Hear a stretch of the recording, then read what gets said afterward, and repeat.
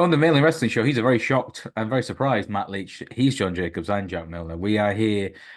I don't know what episode it is. We're here in the middle of May. Summertime's coming, and for me, summertime is wrestling. We were all out, all in, In, all in last in, year all at in. Wembley when the Yeah. punk when the punker and Samoa Joe put on a 5-star classic. Also finished with a hug and somebody refusing Chewing. to hop the guardrail. Yeah. Funker and Jack Perry had a good match as well. He didn't punch anyone. He just choked you out a little Didn't they bit. use real glass? Kayfabe the business, For that brother. one. Do you know what? I'm surprised they didn't use a real glass spot in the Anarchy in the Arena match. But anyway, I'm sure we'll get into it. Yeah, I'm sure he did everything just to I keep wonder it. what Conker thought of the fire. Anyway, yeah, we will get to it.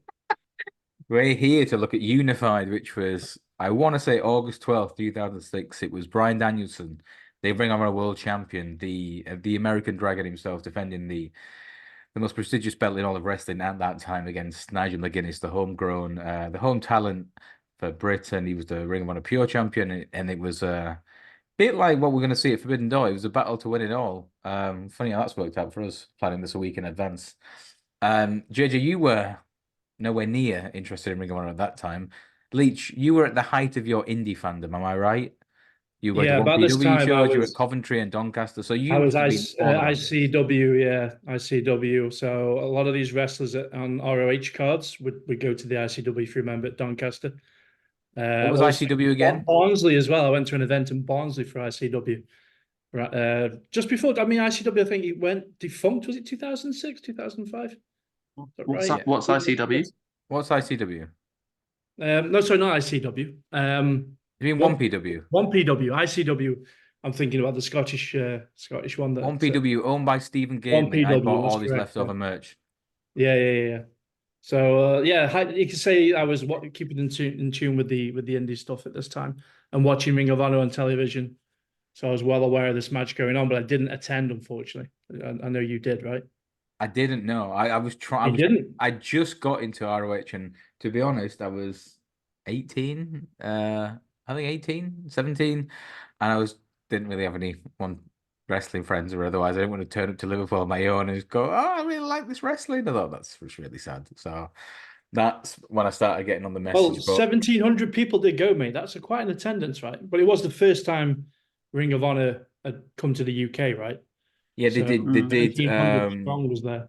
Yeah, they did. They did Unified in Liverpool at the Olympia, where I saw TNA. I think the year after for a house show, and then they did London, Anarchy in the UK. I think maybe Doug Williams wrestled Dragon or something like that. But it was a double shot weekend, which they used to do. They go to Cleveland and Dayton, right, Ohio, and they go and do New York and Philly in big weekends.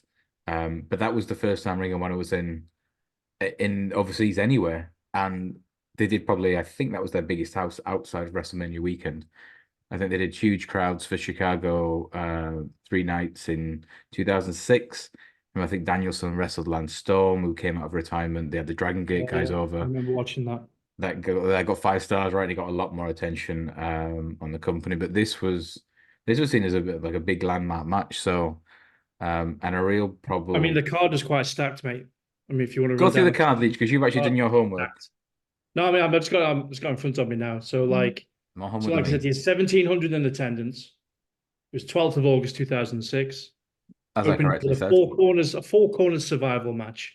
So we had the League Rumble winner Johnny Storm, old school, versus Colt Cabana versus Matt Sydal versus Spud.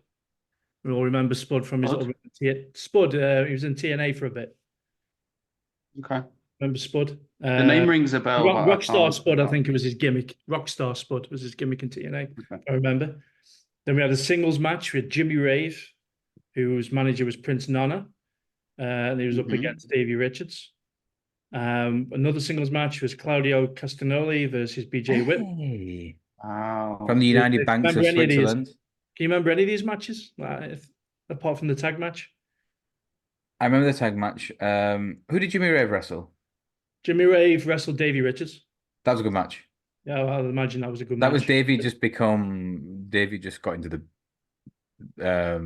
into ROH, and he became Ken's like protege. He was pretty stiff. Yeah. He got over pretty well. Was he champion once or twice later? I mean, He had a good I'd run. stop I remember watching. tuning back in for his run. I think he became champion around 10, 11, 12 because 2012, I think. I was saying, Leach, I was at the show in Wolverhampton, which was a disaster in 08, where they got their nickname. They tagged together for the first time, Eddie Edwards and David Richards against the Briscoes, and they were nicknamed the American Wolves because we were in Wolverhampton. I remember, yeah. Yeah, and that kind of I lost a fortune that Yeah. weekend. Oh, missed my trade home as well. Disaster. They also had Chris Hero versus Colt Cabana. Don't remember that. Tag match, Doug Williams and Jody Flesh. Jody Fleisch. Well, Now Jody that's a- Fleisch is the partner with Johnny Storm. on Jody 1PW. Fleisch So was I a remember Johnny Storm and Jody Fleisch from 1PW. FWA, right? The Frontier Wrestling Alliance, or they were big FWA on the was wrestling channel. yeah. So after there was a tag match, Doug Williams, Jody Fleisch versus were these which Japanese company were these from? Go Shizaki and Suwa. That'd be like Go Shiozaki was from Pro Wrestling Noah. He became yeah. he came over on excursion then in 07, 08 and was seen as like the next big because they sent Morishima, and I realized JJ were talking complete bollocks now. But they sent Takeshi Morishima in 07, and then they sent Go Shiozaki as like the next grooming him, right? It's what New Japan did in the 80s. They sent Muta out to Florida in 86. And they sent him out obviously in 89 with WCW. It's what Danielson did, right? Danielson went and wrestled in Mexico when he was 21. And then he spent the summer in the UK wrestling in Butlins. Channel. It was on Freeview, right? Yeah, we spoke about this last time, I think. The wrestling channel, yeah, where he had his mask on, and obviously had Chris Daniels as Curry Man as well. Remember that? Yeah. Stupid. Wouldn't get that name on TV today. No. And then you got the Frontier Wrestling Alliance British Heavyweight title was up for grabs. So it's Robbie Brookside, who's still a coach at WWE. He's Regal's best mate, yeah. Yeah. Her daughter Zaya Brookside, I think, and now she wrestled at TNA. Zaya Brookside. I can't figure out the lineup, but I've another name. And he was up against a guy called Chad Collier. I've got no idea who that is. I'll be honest. He wrestled. He had a few matches with Nigel in 05 for the pure title. Very generic. Great fundamentals type guy. Okay. So the match that we're watching, which is the main event, Bryan Danielson versus Nigel McGuinness. Obviously, people who currently watch AEW hear Nigel McGuinness giving Bryan Danielson a lot of shit. But for people like me who didn't watch at this time, what is the story building up to this? Like, I see both of them have got belts, right? So it's a title unification match. But what's going into this, and kind of what's the timeline? What was the fallout? So Nigel had beaten Joe for the pure title the summer before, so he'd been champion about a year. The pure title is you get 3 rope breaks, no strikes. It's supposed to be like technical wrestling. I think Nigel, the two of them had a match like 6 weeks earlier. Nigel won by, I think Danielson won. Nigel must have wrestled. Nigel won by count out. I remember you had 2 before, right? Nigel wrestled for the world title and lost to Danielson. They had a so Bryan's the world champion at this point, and Nigel's the pure champion. And they wrestled for the world title. Bryan won with, I think that's when he was Mr. Small Package, which is still fucking genius. And then they wrestled for the pure title 3 weeks later. Nigel won by count out. Count out was it, yeah. And then this was like the rubber match. Yeah, and the count out would have been seconds as well, I believe. I remember, yeah, he beat him. I don't think I've ever seen a 20-second count out. I mean, there'd be loads of them on AEW television, right, if they did the rules, but I think maybe I'm thinking of New Japan matches that have been on AEW, but I think they have done some pure matches. I remember Daniel Garcia being in stuff and things like that. And anyway, that's what I'm saying. But I think they have done some pure matches. I remember some Daniel Garcia matches. It was Wheeler Yuta as well, right? When he was a champion, I think. Yeah. Where's that job now? Had a couple of matches. Same rules. Where is that? Where is that job? Yuta's injured, right? No idea. Wheeler Yuta got himself injured trying to entertain New Jack, and you just called him a jobber. Very, very disrespectful.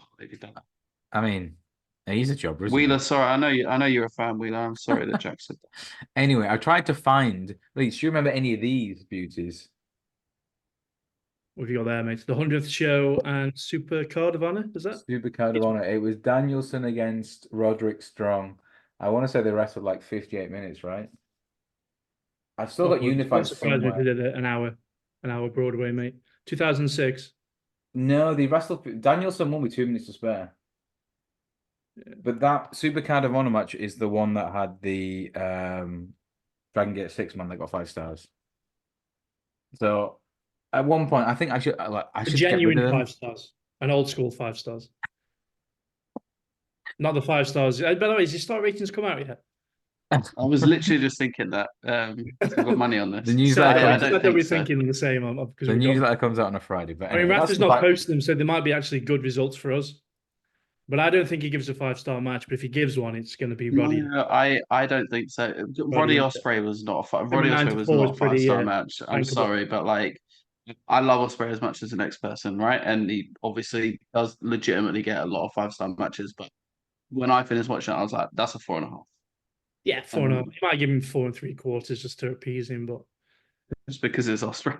But I think I mean, he's given the other two Anarchy in the arena matches 5 stars, and I thought that this one was as good, if not better, than those. Well, obviously, I'm not Meltzer, so I really enjoyed it. I thought it was great for what it is, you know. So going off what Meltzer anyway. said word for word about it, if he gives him a 5-star, he's been paid, in my opinion. If you listen to what he said, he's not going to give it a 5-star match. Fair enough. With him, you I might find out now live. Like you can almost read between the lines of what he says. When he says something like the Takeshita Ospreay one, it's one of the best matches he's ever seen in like America, right? And then you look back at it. Okay, he gave Kenny Wales 6.5 in Canada, right? So he's going to go a little bit underneath that. But yeah, I'm with you. I think he goes 4 3/4. So if he goes any higher, then you really have to start. His newsletter is not about out the integrity. Yet. It's not out yet. No, it's not there. Anyway, we'll skip to the match because we're waffling enough. We can talk about Backlash and what was the last show? Did they do a show last week? Was there another PLE King last Queen week? in the Ring and yeah, King of the Ring. Did you watch it? I did. I don't remember much, but I did watch it.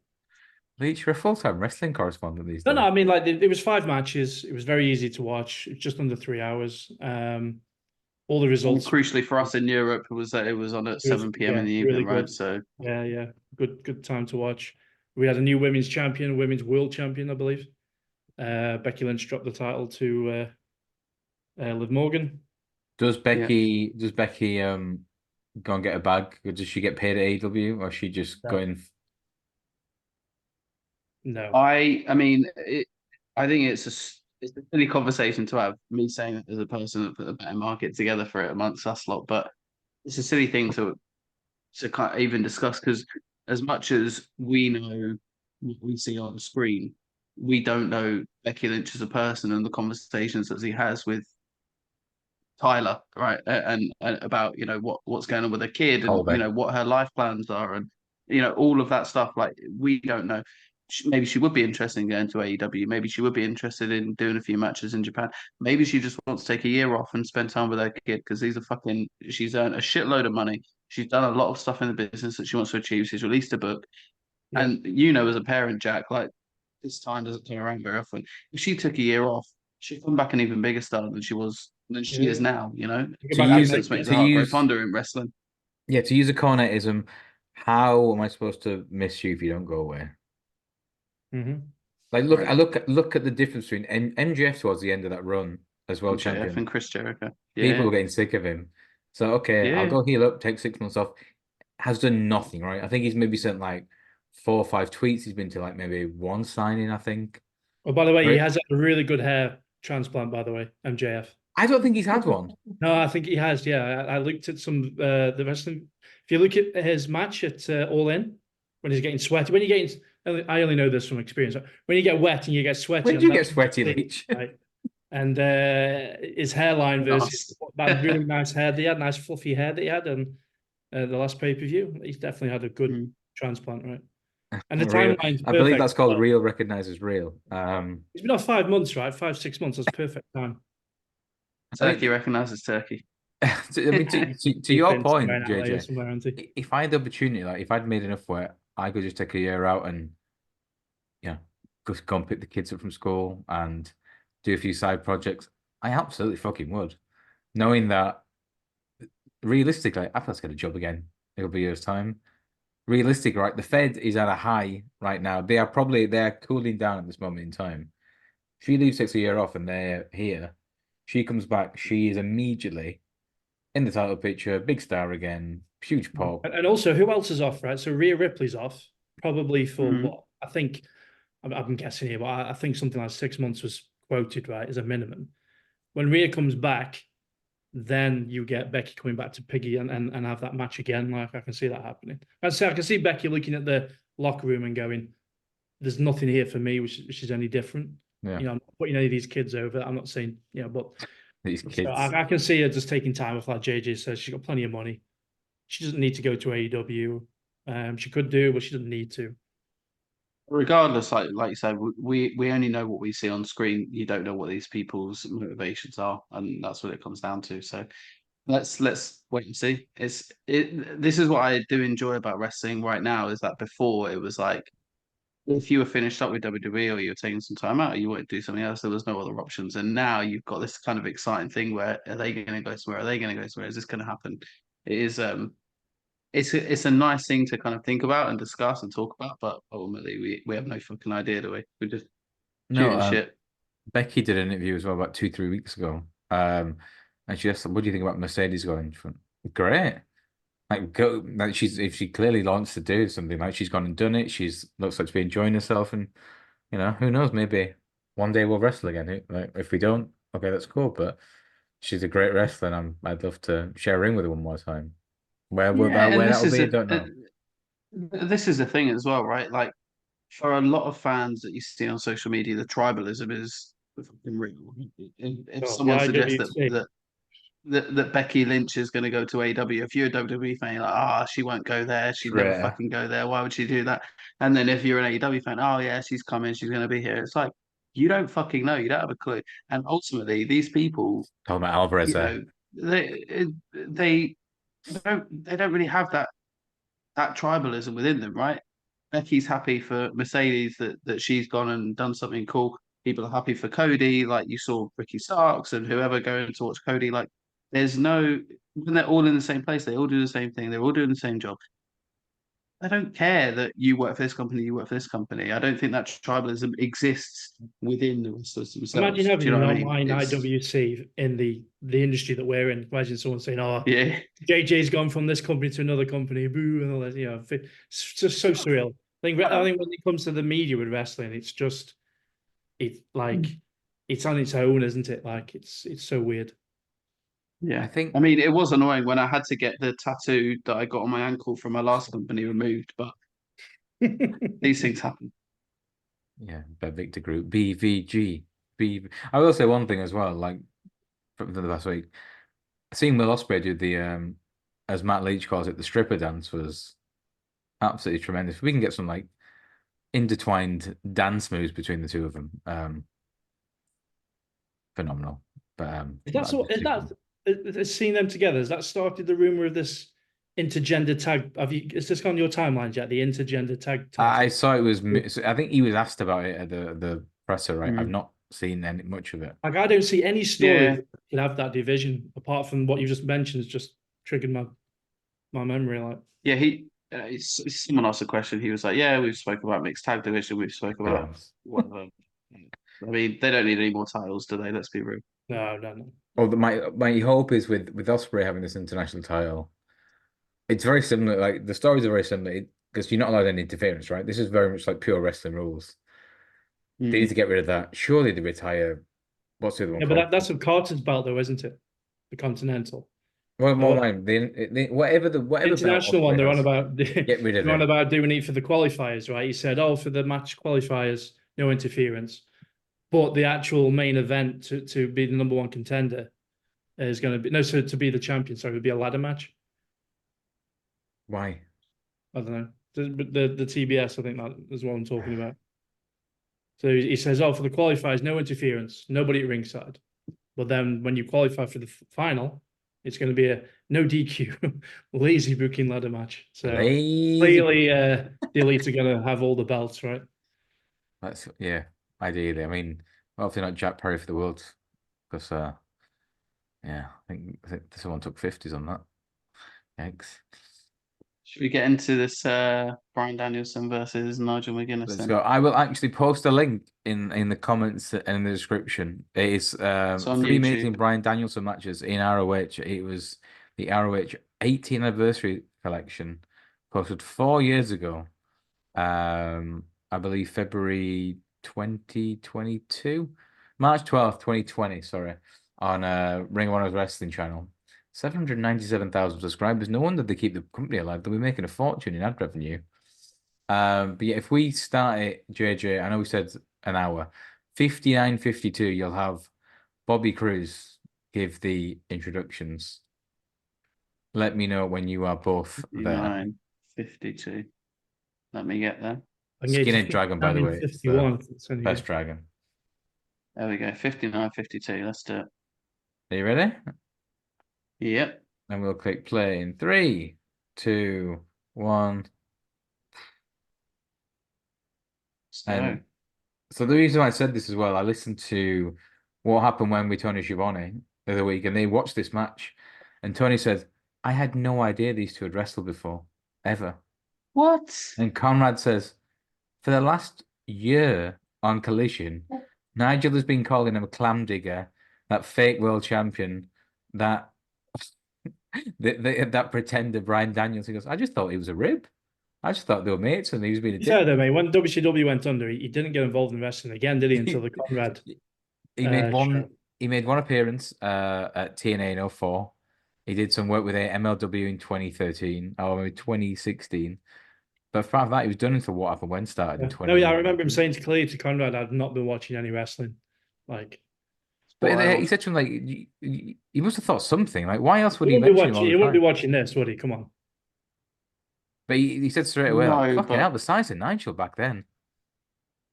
And the hair on him is something else. It's in the referee.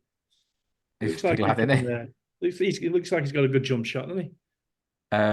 Yeah, Nigel this time, because he came in originally with the McGuinness, with like a pint of Guinness t-shirt, and he was like the football hooligan. There was a few like vignettes of him going around the London market headbutting him. God, how do I remember this stuff? But yeah, Nigel was ripped back in. I love this. Fuck off, Nigel. Fuck off from the crowd. Brilliant. Yeah. No, it's fuck him up, Nigel. Fuck him up. Fuck him up, Nigel. Fuck him up. Oh, is it? Yeah, Sorry. it's local, I thought it was fuck off, Nigel.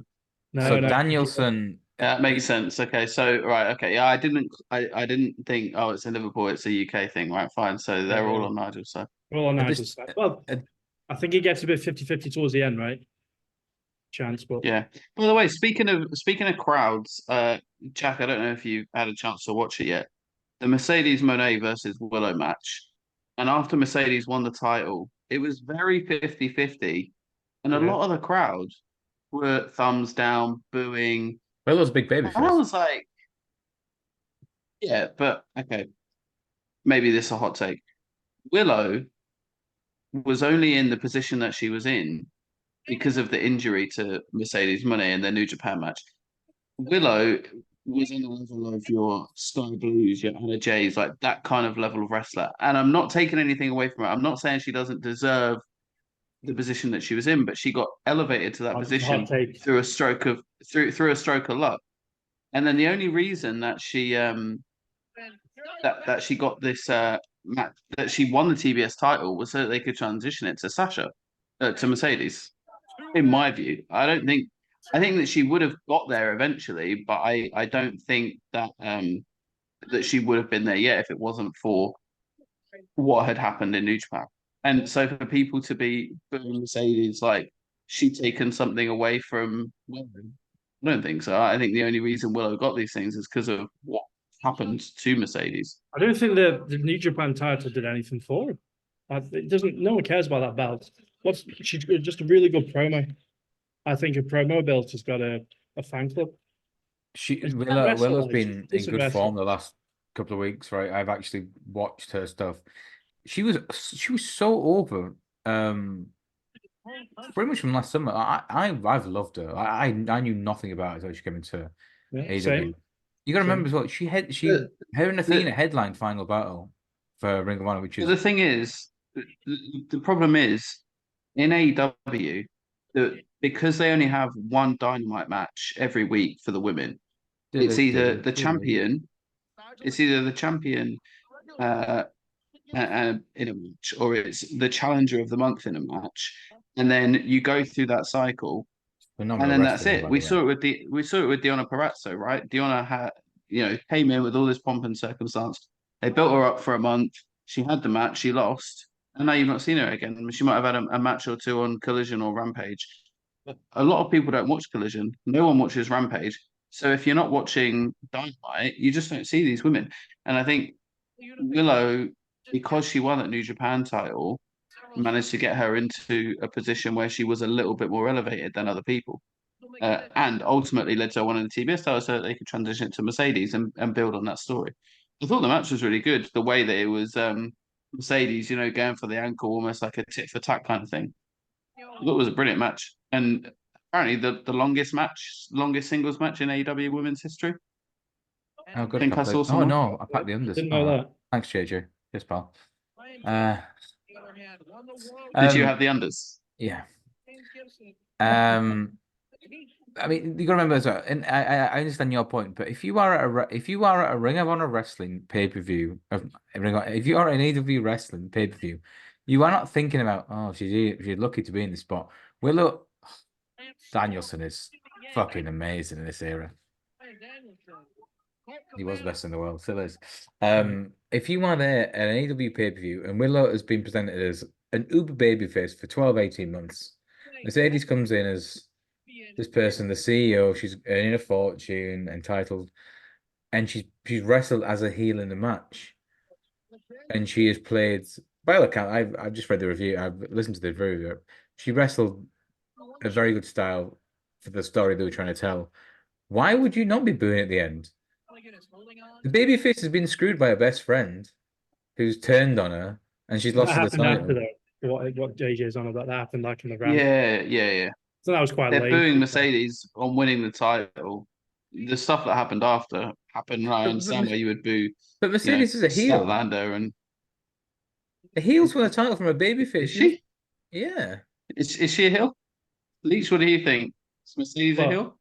Who, Monet? I think she's a cocky baby. Yeah, I think she's a cocky babyface. Yeah, she's a cocky babyface. Can you be a cocky babyface if you dance? If you do a stripper dance? Yeah, but the audience react to it like that's. It's like when Jericho came out as a heel with his music, everyone's singing, right? Well, at least when the music stopped, he then played a heel when he was a heel. But Monet is supposed to be a babyface. Monet.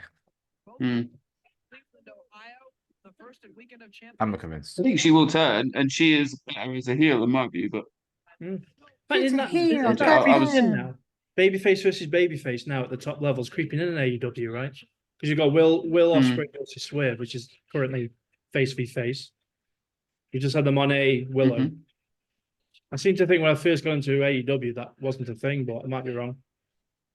Yeah, really? It's like face v heel, the top level. I have top 5 referee.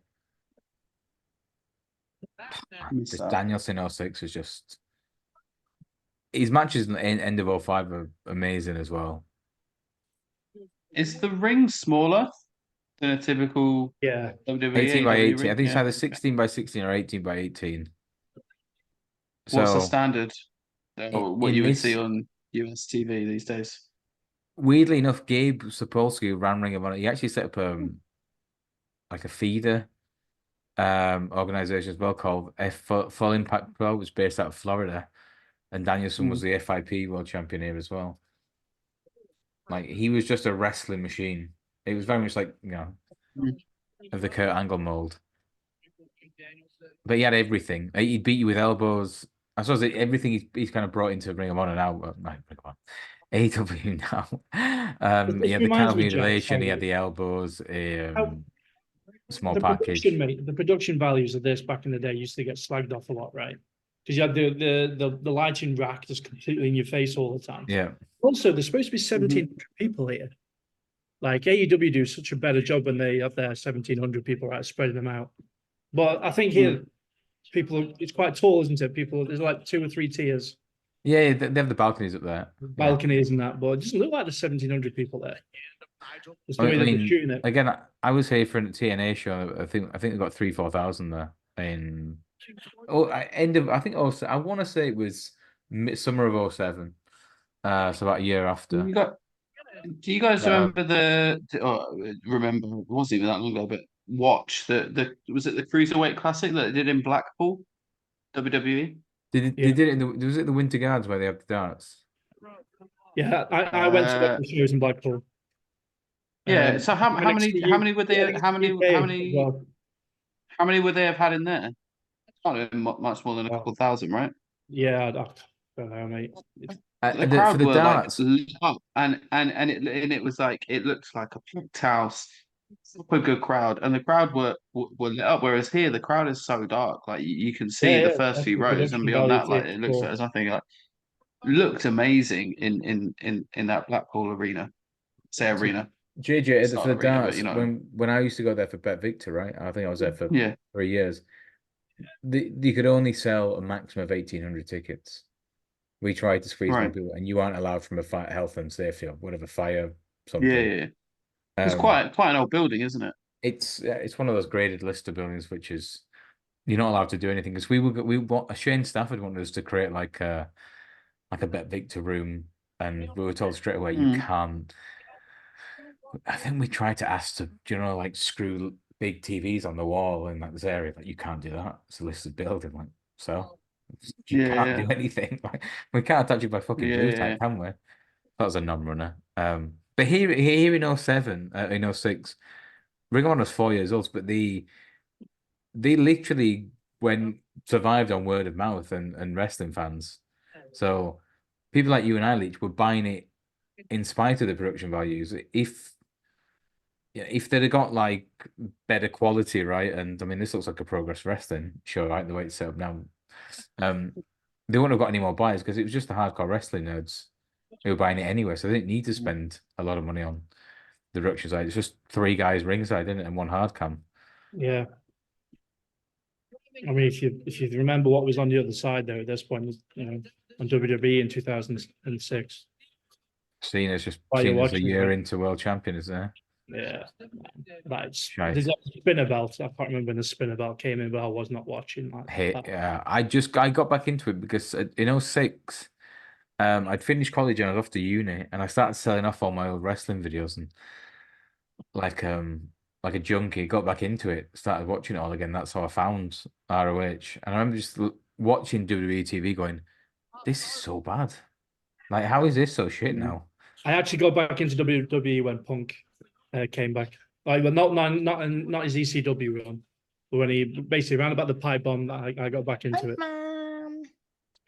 I think. Do you know what? I think a lot of people who fell out of it post Attitude Era will say that the pipe bomb was what pulled them back in. Yeah, I did the same, and it's not even necessarily like I think for a lot of people. I mean, for you guys, obviously, you remembered Punk's heyday in ROH, and that was something that resonated with you. But I think for a lot of people, they might not have even remembered that, but just that there was something that was a little bit different that was calling out the shit that they agreed with and was the reason why they switched off, and something that was for them.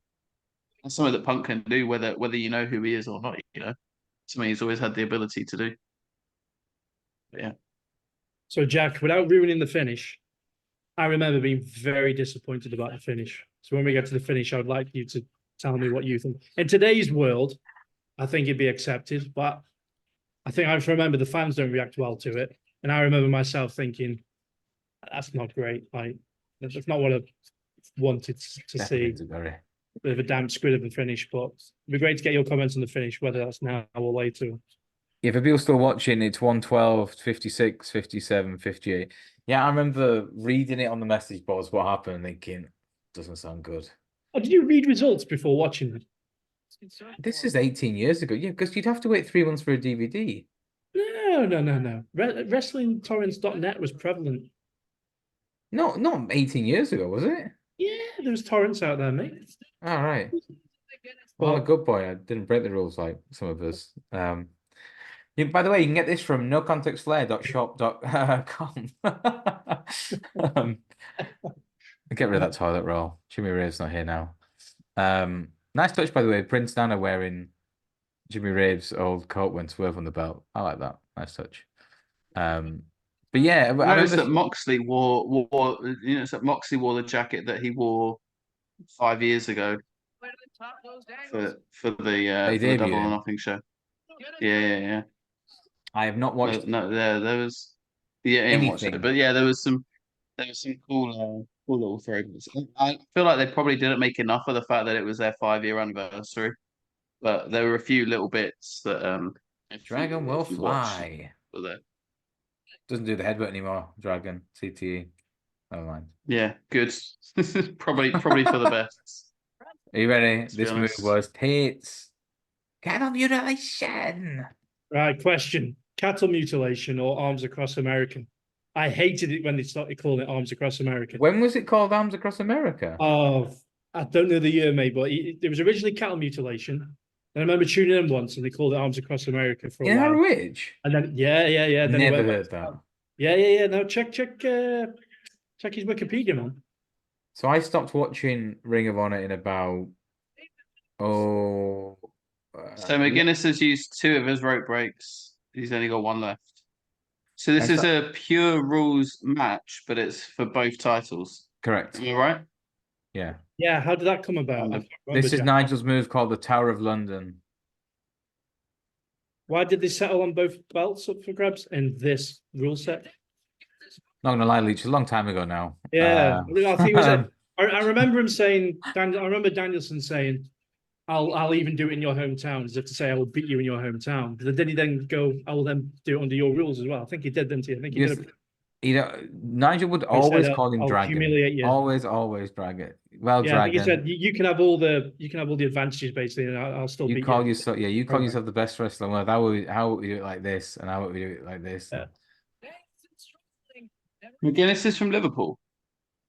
No, not just from London, but yeah, it's a generic American thing, right? Oh my God, he's British. They're all from the same place, really.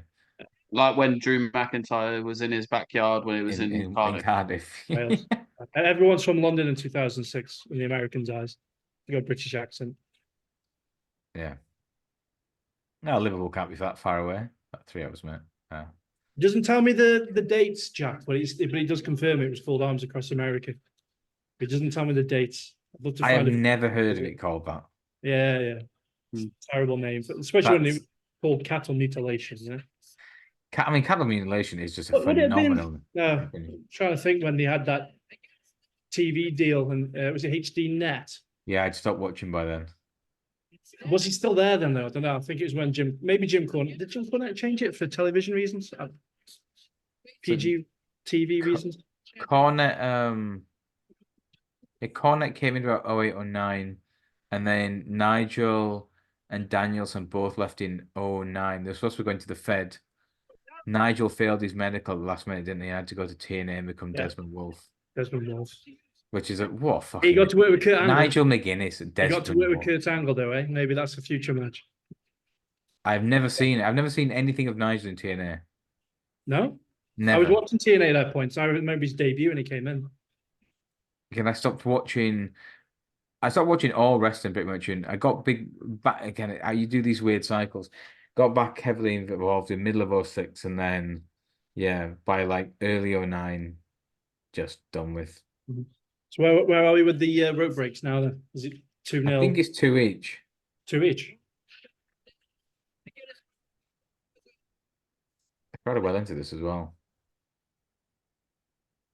Yeah, so you can't remember the end of this. Now. Crowd's 50-50. Yeah. Because Dragon is seen as like the pinnacle of independent wrestling, right? He's been Ring of Honor World Champion for Big Lariat. Been Ring of Honor World Champion for. He had a good lariat, didn't he? He had a good lariat. 10 months. Really good. But Danielson won the belt again, he beat Jamie Gibson, Jamie Noble, September 05, the year before. Gibson beat Punk like 6 weeks earlier. Oh, good drop kick. And then after he won the belt, is another one. He signed a WWE deal and fucked off straight away. So Danielson said, "This belt represents wrestling freedom. I am going nowhere. Whilst I'm Ring of Honor World Champion, I will be here and I will defend this belt like a man." for the cheap shot, I think, at the two formal suitors. And then, yeah, I'm not going to give any spoilers. Yeah, this is a finisher for. He used to beat Pitbull with this sometimes, didn't he, as well? So I think it was a good setup there because some people Chicky might. wing, yeah, he got that over. He beat. That's how he won the belt. Yeah, I say he got this move over. I think he beat Steve Corino with it. It's the equivalent to Samoa Joe putting the clutch on somebody, and there we go. Third rope break for Nigel. Now he's in bother. Okay. I can see where this is going. No more.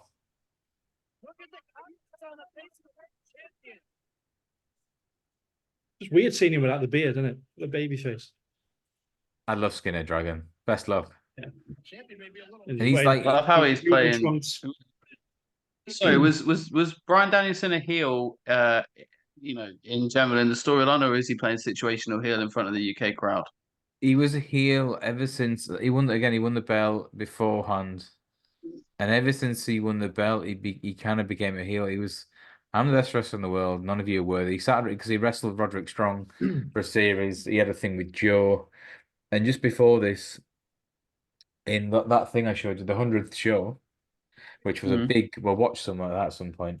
There's a big ROH CZW feud, and Danielson came out of the cage of death, and turned on Ring of Honor and beat Joe. He starts the feud, doesn't he? If you remember, so he with Joe and beats Chris Hero, I think. All right. He wrestles Chris Hero at the old ECW arena in January 06 at a show called so they had a crossover. Hell Freezes Over.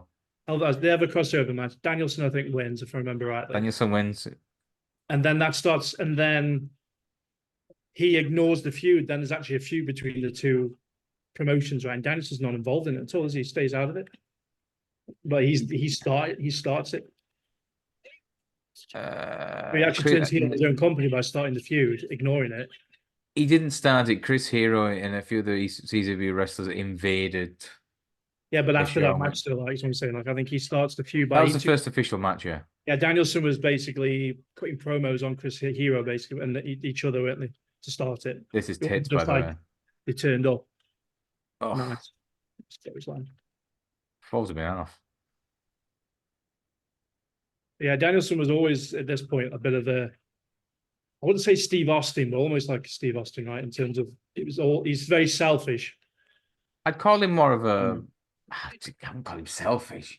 Yeah, selfish, aggressive, all for him. He was more Kurt Angle, in the sense that he played a heel, and to realistically, right, as being a world champion and a heel, you're able to. It's a better format of a match because you conduct the match, right? Yeah, but I'm not saying the babyface comes back. Flair was world champion. Yeah, you're the what's it called? You're the ring general there, to quote Gunther. But people respected him because he was so good. Oh, by the way, quick one: watching Gunther carrying the crown around is so cringe. Yeah, you don't like it on his head, and he just carries it around. That's so funny. Weird. What's wrong with that? Well, he's standing there doing a 20-minute promo, awkwardly holding this crown. He should just put on the floor, right? It's a crown. It doesn't belong on the floor. Yeah, but it's supposed to be solid gold. He probably weighs a ton, He's hench. Just bench press. He's just pressing it while he's doing his promo. Not like a super chicken wing. I remember there is one. Road breaks, whatever. There is one. Shut up. There is one massive high spot, which is. They actually do. They do another match between the two of them at the first ever Ring of Honor, the second ever Ring of Honor by iPay-per-view, Tower of London, in Philadelphia, and the crowd is white hot. Oh. At least you actually remember the finish. Yes. That's what I'm saying. He does. He said he was disappointed by it. Did it still annoy you now? Yes. I think if I watch it now, it's still annoying because of the build-up. You got the first two matches, which didn't have fantastic finishes. So I thought this would, without spilling too much, get a definitive. Oh my God, I know that guy. Finish, That's Robin from the old message board. Oh my God. In the blazer, shouting at. That's so funny. Oh, You recognize somebody in SD? Yeah, Robin. This is the hard way, by the way. In SD. That's Mark Buckle. Yeah, I used to go to like, there's Ring of Honor meets in the UK, right? There's a guy called Greg who used to organize them. So Craig, you need to throw this. You need to throw this up on the old message boards and get all the fans involved. I don't even Get know them what watching happened to the our ROH main message event. board. You can get them to comment and correct all the mistakes. This is get out of the way. Jack doesn't make mistakes. Ah! Probably a lot of my duff info. Oh, they're proper chairs. So imagine landing on them chairs, man. But don't give. I'm gonna say, what a catch by So if you watch the good, replays, so what a good. catch by Nigel. Holy shit! Couple So they of got proper 20 count. retro punk shirts there. I'm sure they are. Do you not do a good. replay? Is he hard rated his back there as well? Or is that just but Nigel's blood on Danielson's back?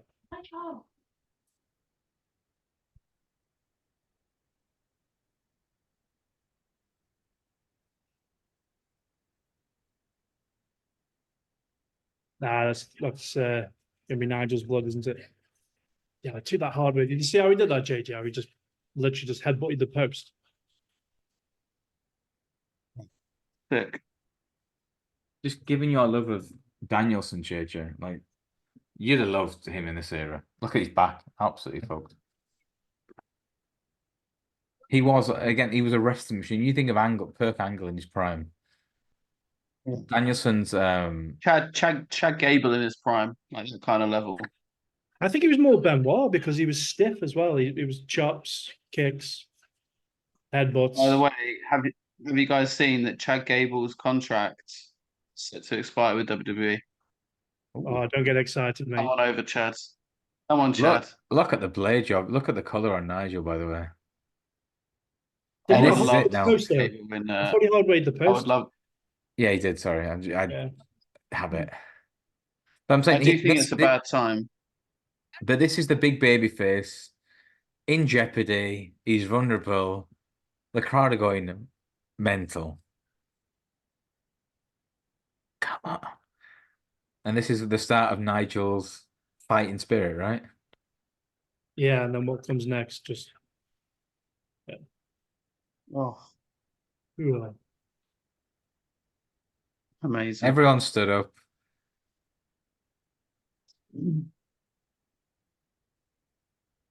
At this point as well, Danielson never got a 5-star match off Meltzer in ROH. This got 4 3/4. The match with Kent, Really? Glory Burner got 4 3/4. I mean, what gets 5 stars today as well compared to this? No chance. What about the match against Marufuji? 3 3/4. Glory Burner. What? Final Battle 05. I think I've got the DVD. Oh, Lariat! There's a match on that card, JJ. There's a match on that card, Loki versus Kenta for the GHC Junior Heavyweight title. That gets 4 3/4. That's a 5-star match. That's phenomenal. I'm thinking, how the fuck do I me and Rafa, mate, watched FTR versus Aussie Open. That was in London, right? It is a 5-star match, right? But this look at that for a count out. What? This is better. Please don't tap. So, yeah. JJ, your audio's gone to shit. He gave Joey Versus all in 3.5. So that anything, that was at least. There you go. Look, foot on the rope. Good optic audio, mate. Can't hear you, JJ. Does he tap? Does he tap? Anyway, foot on the rope. As JJ predicted, this is going to lead to it. Look at the squeeze. Squeeze down. Foot on the rope. There's no way out. Everyone stood up.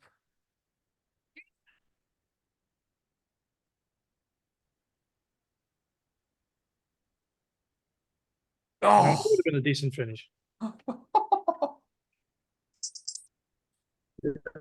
Can't hear you, JJ. You're in a shocker. Elbows. Elbows, elbows, elbows. You see, this is where Moxley got it from. This is how he beat Jimmy Rave. That's how he beat Kenta. It's over, Brian. It's I just over. remember being disappointed with that finish. I wanted to see a pinfall or a submission, man. Bullshit. Bullshit.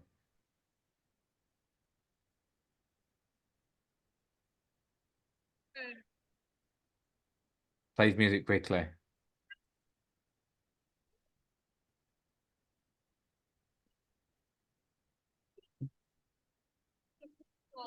Commentators Great trying to put it decision over. by the official. Yeah, commentators covering up. Oh, it's a great decision. Trust me. Yeah, great match. I just was not keen on the finish at the time, and I'm still not. I mean, you probably argue, right, Leach, when you go back to the match at again, the match they had on pay-per-view a year after, and then the match they had at the 6th anniversary show at the ballroom, what, February 8, they had much better finishes, and Gabe just knew everything around that time was just heading towards, we've got to get that Danielson Kenta match in New York in September. So that was what, 6 weeks later? They booked himself into a corner to try and draw a crowd in.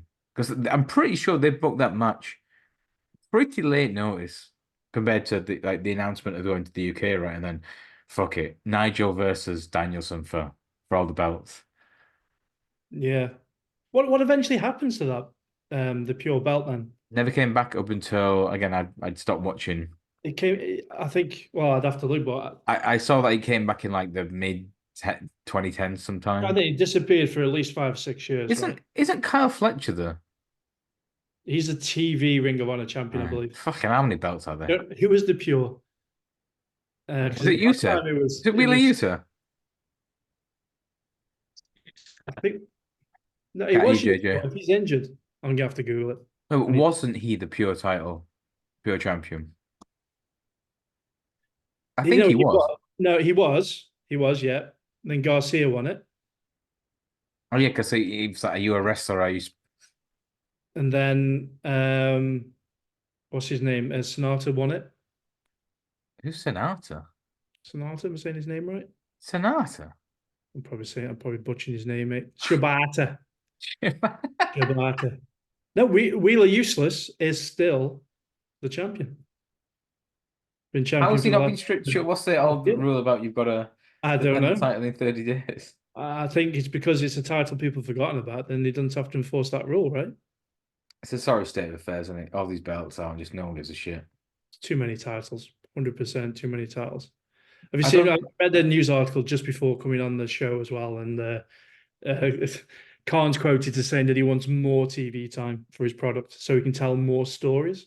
But they don't tell any stories. That's just laughable, isn't it? Exactly. So I need more time to showcase more of the roster and to tell more stories. Okay. Like, prove you can do it now first, you know what I mean? If you can't do it in 5 hours, you don't do it in 6, are you? I don't know. I mean, I don't think Battle of the Belts has gone to double figures now. 12 Battle of the Belts. They haven't had one title change. Have they not? I thought I had one.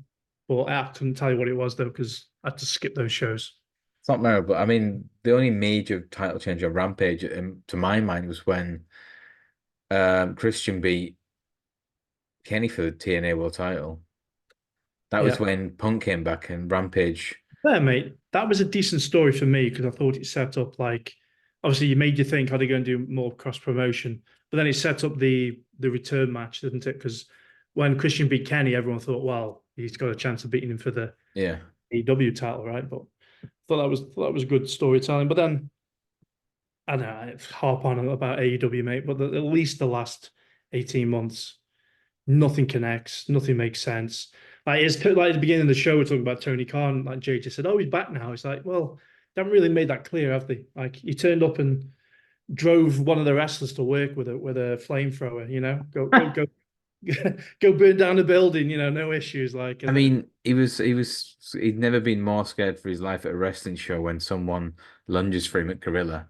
Someone turns up with a flamethrower. Yeah, it's grand. Yeah, mate. You can't have your cake and eat it, can you? You can't claim the woe is me and I want to be loved and adored by everyone, and then talk shit. It's a funny old game. Yeah. Anyway, what do you think? You're looking forward to Forbidden Door? Do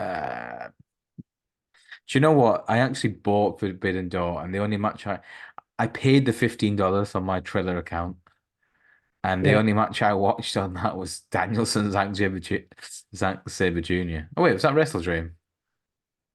They did both, didn't they? I think they did the Wrestle Dream. Where did Danielson wrestle Zack Sabre Jr.? Was it Wrestle Dream? He wrestled on a New Japan card. I think it was the Wrestle Dream.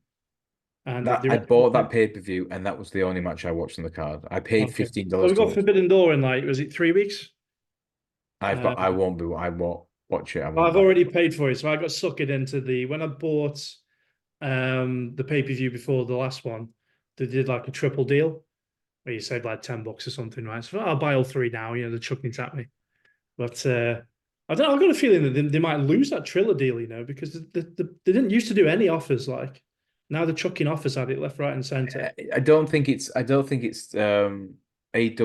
who would lose out. So Triller will pay a Triller fee. are cutting it.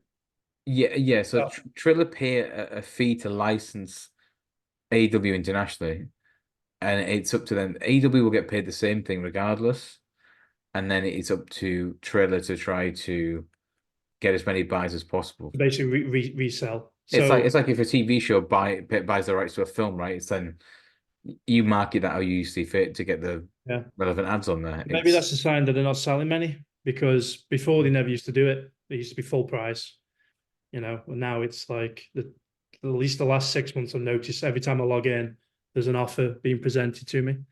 As before that didn't happen. The product just isn't hot anymore, and the problem is as well when you don't have a hot product, and you're increasing your PLEs, whatever it's called, and you want people to in the US to be spending $40-50 every 6 weeks.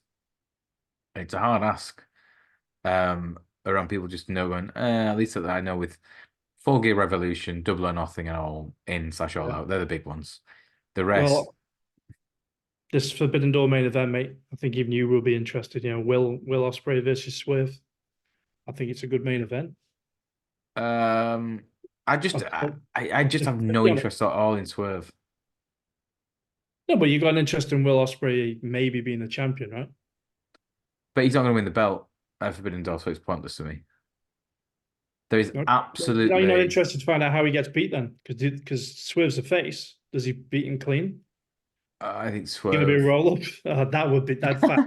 It's going to be a roll up, isn't it? Can you imagine Greg in that bar fighting Orange Cassidy? Mate, if I see a roll up, mate. What's going on? It might be a nice time for me to end my Triller relationship at that point, because it's the end of the pay-per-view that I paid for, so the deal ends. So if it's for the roll up, mate, I might just cancel me Triller. It's gone there and then. Leach's version of hopping the guardrail. JJ, are you back?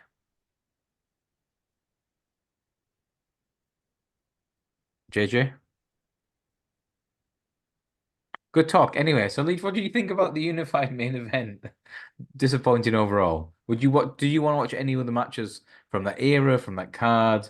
Danielson, McGuinness, 06 ROH, is there anything that you remember fondly of that time period when you were in your teenagers?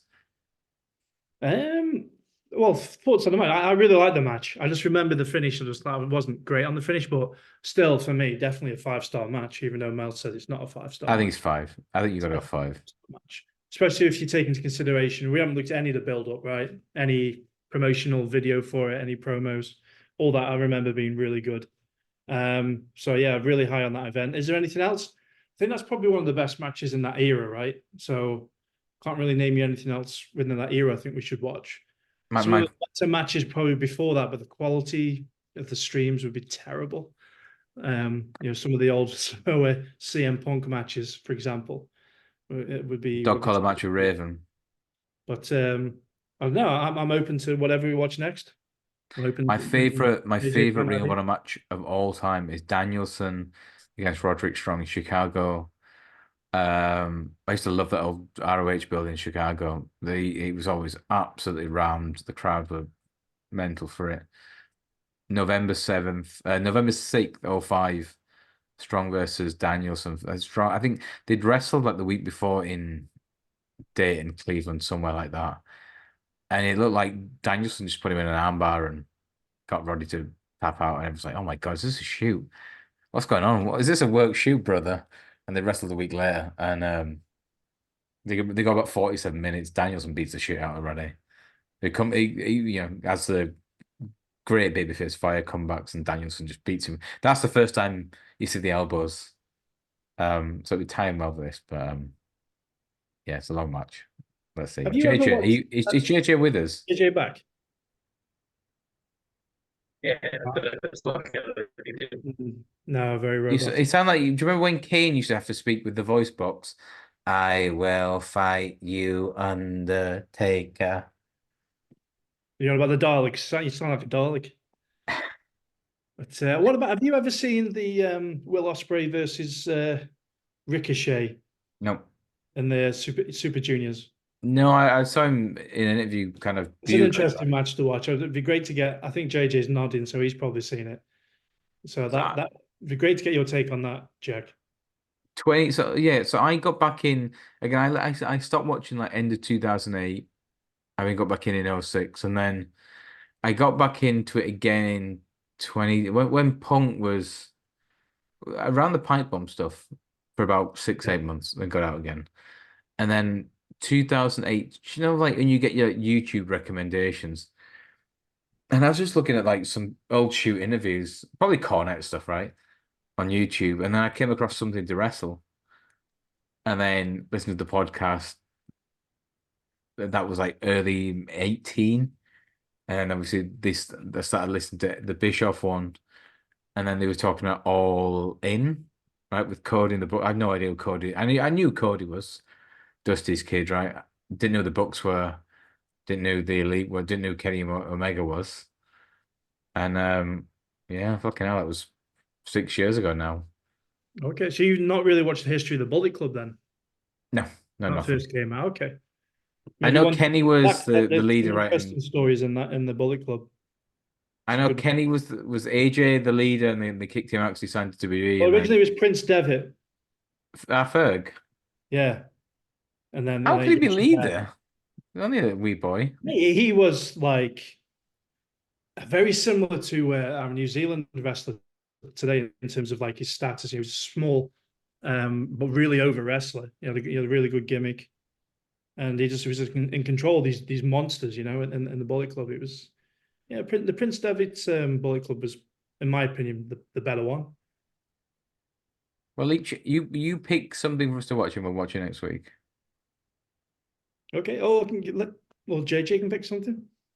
JJ can't speak right now. He gives a thumbs up there, like. But no, fine. We can yeah. Let's get something. Okay. We'll watch something a bit different. Something a bit different. Something that we'll watch something Bullet Club related next week. Anyway, we've gone on long enough and bored people to tears now.